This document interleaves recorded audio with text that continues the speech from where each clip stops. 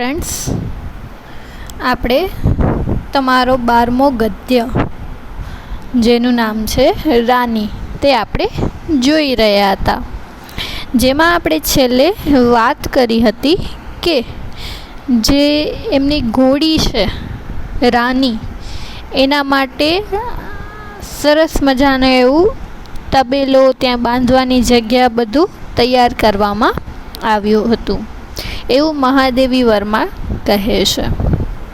आगर જોઈએ, रानी की गर्दन में झूल झूल कर और उसके कान और अयाल में फूल खोस खोस कर और उसको बिस्कुट मिठाई आदि खिला खिला कर थोड़े ही दिनों में हमने उससे ऐसी मैत्री कर ली कि हमें न देखने पर वह अस्थिर होकर पैर पटकने और हिनहिनाने लगती।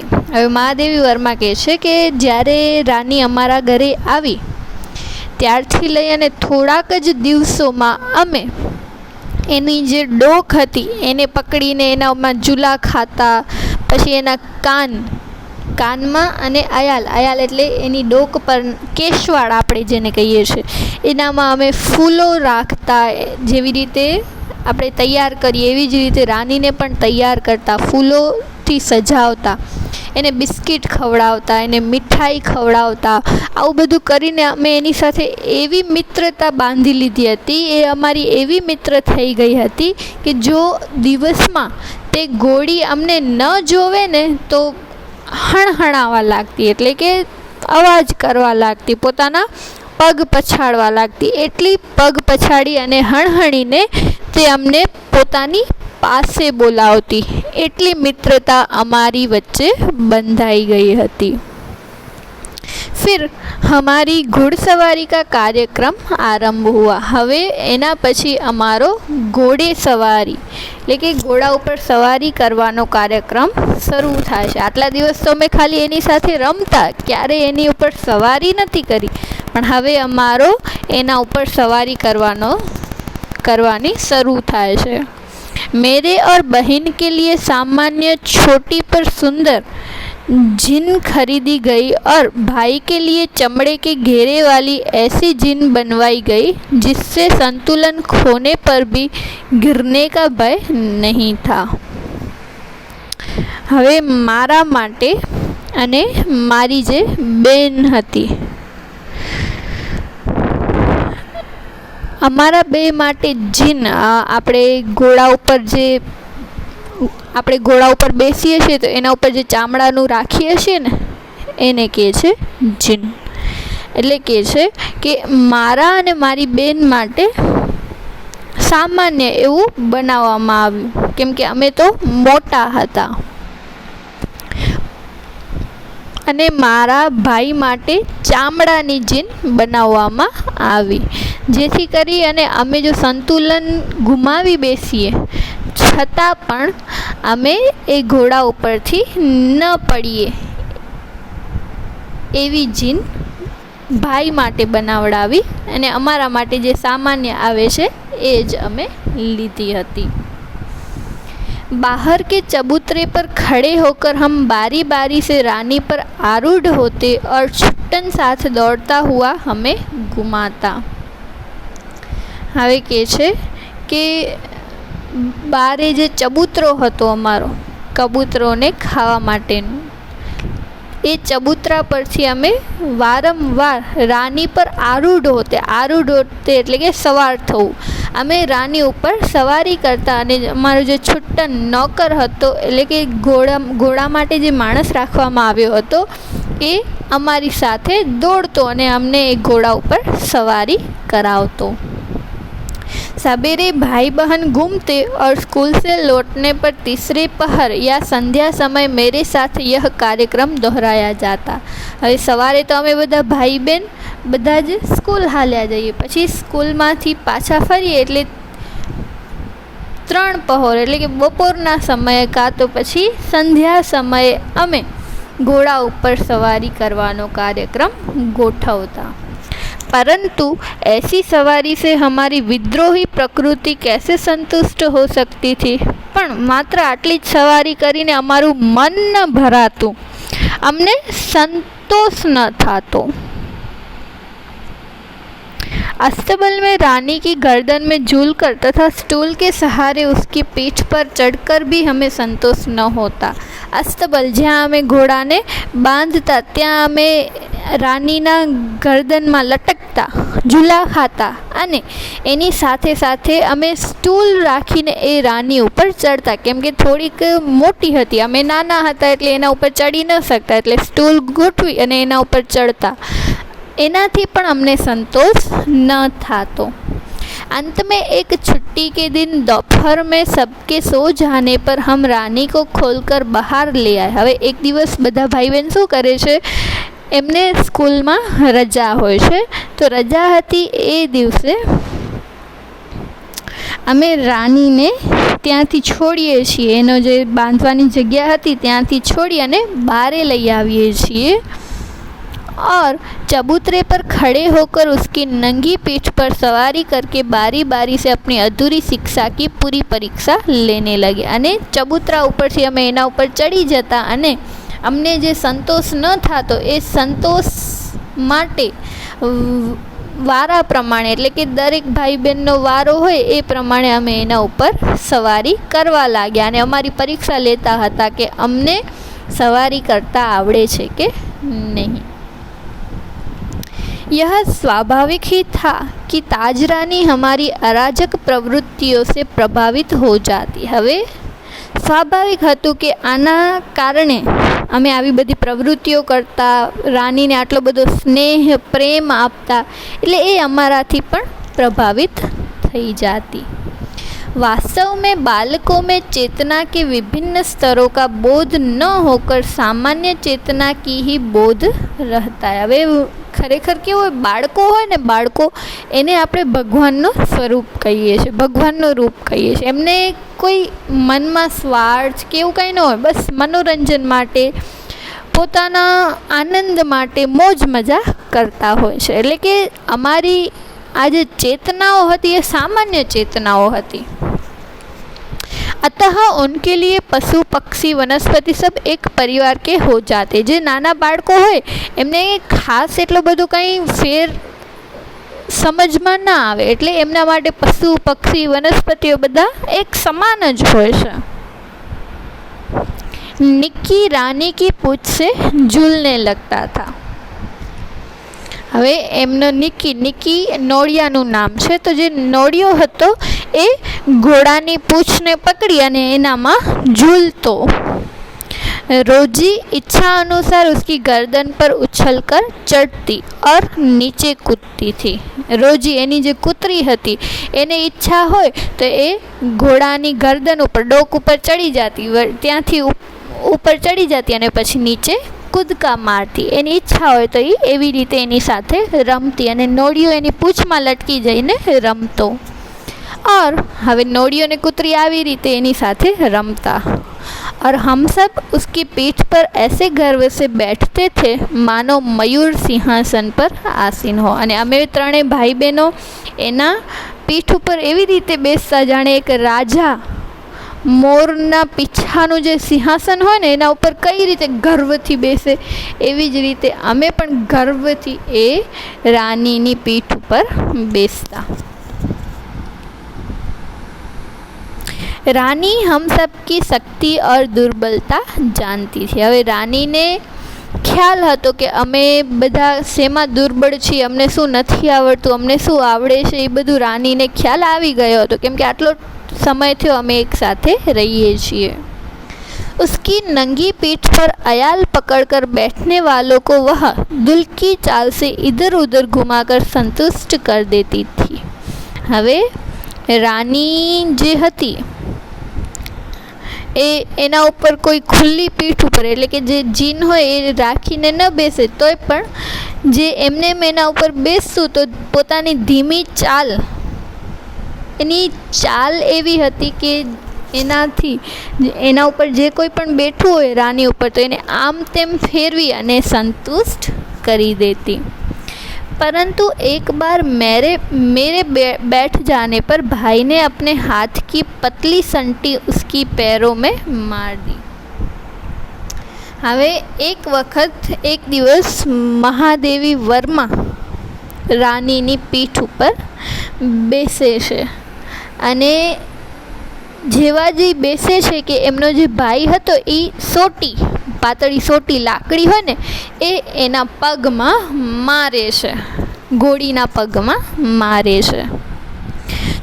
चोट लगने की तो संभावना ही नहीं थी, परंतु इससे न जाने उसका स्वाभिमान आहत हो गया या कोई दुखद स्मृति उभर आई। હવે એણે ધીમેથી મારી હતી પણ એનાથી એને કંઈ વધારે ચોટ લાગ્યું ન હતું, પણ ખબર નહીં એને માર્યું એટલે એને ખૂબ જ દુઃખ થયું હશે કે ઘાયલ થઈ હશે, એવું આમ दुख થયો એને कि वह ऐसे वेग से भागी मानो सड़क, पेड़, नदी, नाले सब उसे पकड़ बांध रखने का संकल्प किए हो। એ એટલી ભડકી ગઈ અને એટલી સ્પીડમાં દોડવા લાગી કે જાણે કોઈ પણ એની તોલે ન આવી શકે, કોઈ પણ એનાથી આગળ ન વધી શકે અને બધા જાણે રોડ, સડક, વૃક્ષો, નદીઓ, નાળાઓ બધા જ જાણે એને પકડી અને બાંધી રાખવાનો જાણે સંકલ્પ લીધેલો હોય એટલી સ્પીડમાં તે દોડવા લાગે છે। कुछ दूर मैंने अपने आप को उस उड़न खटोले पर संभाला। થોડીક વાર પછી હું સંતુલન જાળવું છું કે હું કદાચ પડી ન જાઉં, એટલે પોતાની જાતને મહાદેવી વર્મા સાચવે છે। પરંતુ ગિરના તો નિશ્ચિત था, હવે એટલી સ્પીડમાં દોડી રહી હતી કે હું તો પડવાની જ હતી, નક્કી જ હતું। मेरे गिरते ही रानी मानो अतीत से वर्तमान में लौट आई। હવે હું જેવી જ પડી ગઈ એટલે જાણે ઘોડી બધું ભૂલી જાય છે, અતીત એટલે એને જે માર્યું હતું એ બધું ભૂલી જાય છે અને વર્તમાનમાં હાલમાં શું થઈ રહ્યું છે એ જુએ છે। और इस प्रकार निश्चल खड़ी रह गई जैसे पश्चाताप की प्रस्तर प्रतिमा हो। અને એવી રીતે ઊભી રહી જાય છે જાણે એને ખૂબ જ પછતાવો થતો હોય, ખૂબ જ દુઃખ થતું હોય કે મારા લીધે મહાદેવી વર્મા પડી ગયા। साथियों की चीख पुकार से सब दौड़े और फिर बहुत दिनों तक मुझे बिछाने पर रहना पड़ा। હવે મારા ભાઈ બહેનો રાડો પાડે છે હું પડી ગઈ એટલે મારા માતા પિતા બધા જ ત્યાંથી દોડી આવે છે અને થોડાક દિવસો સુધી મને પથારીમાં જ પડી રહેવું પડે છે। स्वस्थ होकर रानी के पास जाने पर वह ऐसी करुण पश्चाताप भरी दृष्टि से मुझे देखकर हिनहिनाने लगी कि मेरे आंसू आ गए। હવે જ્યારે હું એકદમ સાજી થઈ ગઈ, સ્વસ્થ થઈ ગઈ પછી જ્યારે રાની પાસે જાઉં છું તો એવી આત્મીયતા સાથે જોવે છે, એવી કરુણાથી મારી સમક્ષ જોવે છે કે એ જોઈને મારી આંખોમાં પણ આંસુ આવી જાય છે। एक बार भाई के जन्मदिन पर नानी ने उसके लिए सोने के कड़े भेजे। હવે આગળ મહાદેવી વર્મા કહે છે કે એકવાર મારા ભાઈનો જન્મદિવસ હતો ત્યારે મારા નાનીએ મારા ભાઈ માટે સોનાના વાઘના મોઢાવાળા કડા મોકલ્યા હતા। सामान्यतः हम कोई भी नया कपड़ा या आभूषण पहनकर रानी को दिखाने अवश्य जाते थे। હવે રાની પણ અમારા ઘરનો એક સભ્ય છે એટલે અમારી એવી આદત થઈ ગઈ હતી કે અમે કાંઈ પણ નવી વસ્તુ લઈ આવીએ, નવા કપડાં લઈ આવીએ, કાંઈ પણ નવું પહેરીએ તો પહેલાં અમે રાનીને બતાડવા માટે જતા, એવી અમારી આદત થઈ ગઈ હતી। सुंदर छोटे छोटे शेर मुंह वाले कड़े पहनकर भाई भी रानी को दिखाने गया और न जाने किन प्रेरणा से वह दोनों कड़े उतार कर रानी के खड़े सतर्क कानों में वलय की तरह पहनाया। હવે મારો ભાઈ પણ જે નાનીએ કડા મોકલ્યા હતા સિંહના મોઢાવાળા એ કડા પહેરી અને રાનીને બતાવવા જાય છે। હવે રાનીને પણ બાળકો પ્રત્યે એટલો જ પ્રેમ હતો। એ જોઈને ખબર નહીં મારા ભાઈને શું એવું સૂજે છે કે પોતાના કડા ઉતારી અને રાનીના જે કાન હતા એ કાનમાં પહેરાવી દે છે, જાણે વલય હોય ને એ વલયની જેમ એના કાન ઉપર જાણે વલય હોય એવી રીતે દેખાઈ રહ્યા હતા. फिर हम सब खेल में कड़ों की बात भूल गए. હવે અમે બધા રમવામાં પડી જઈએ છીએ. મારા ભાઈએ કડા એને પહેરાવી દીધા હતા એટલે એ કડાની વાત તો બધા જ ભૂલી જ જાય છે. संध्या समय भाई के कड़े रहित हाथ देखकर जब माँ ने पूछताछ की तब खोज आरंभ हुई पर कहीं भी कड़ों का पता नहीं चला.